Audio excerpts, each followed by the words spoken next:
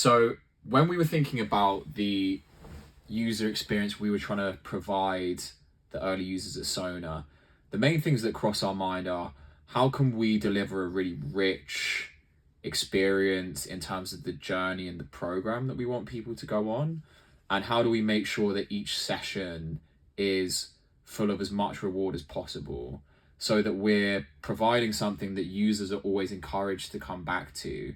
Because ultimately our end goal for users is to encourage that use to become a habit, because we know that the longer term benefits of using a product like this that modulates the nervous system comes from regular use over a period of weeks. So the more that we can encourage the user to use the app, the more that we're encouraging them to help themselves. Now, a few of the things that we kind of thought about on that journey, and number one, how do we make the sessions as engaging as possible? And so a selection of things that we did there were, one, offer different modes. So we have a library of proprietary content that we worked on with some amazing collaborators.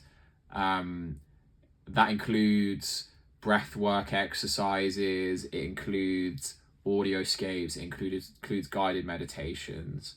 And so we had some amazing collaborators on that, like Harmonify, White Mirror.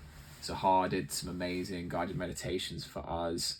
But offering those types of modes just means that if you're taking 10 or 15 minutes out of your day to do a session, it gives you a range of ways to use that time. So for some people, they like to sit and meditate and listen to a guided session. Other people might just want to close their eyes and listen to some music. Other people might just want no sound at all, but they might want to follow a breathwork exercise visually. So we're providing different modes that help to stack different stress reduction techniques and also cater to different preferences. So making that experience really well-rounded for users was a key part. We also, for those that are more data-centric, enable users to look at how their metrics are trending within the session. So looking at heart rate variability, looking at breathing rate, and the ability to see how over the course of a 10-minute session or a 25-minute session, those metrics are trending. That's always really interesting for our more analytical users.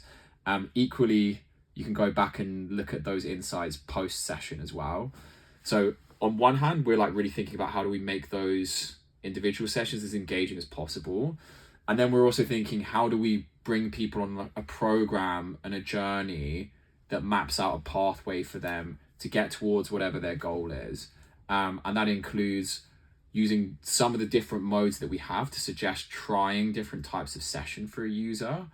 It includes passing back those insights about what's happening in the data across sessions versus just in a single session. To add to that, we also integrate with wearables like Aura and Whoop. So you can see how doing your sessions is actually affecting your nighttime variables. So having a look at how it's affecting your sleep, how it's affecting your nighttime heart rate variability. So blending those data insights with educational jogs and educational sound bites as you're going through the program, so that you can understand more about what exactly we're doing to affect the physiology, how the stimulation works, what to expect from the experience, so that it feels like it's something that you're exploring as you go, that's giving you data insights, that's enabling you to try different experiences in a really engaging end-to-end user journey. And so that's kind of the fundamentals of how we've approached this. We're obviously going to be building a lot more dynamic elements into the application over time, and for all of our early users, you're really going to see that technology and that user experience mature and have more experiences and more unknown features coming out over time as well.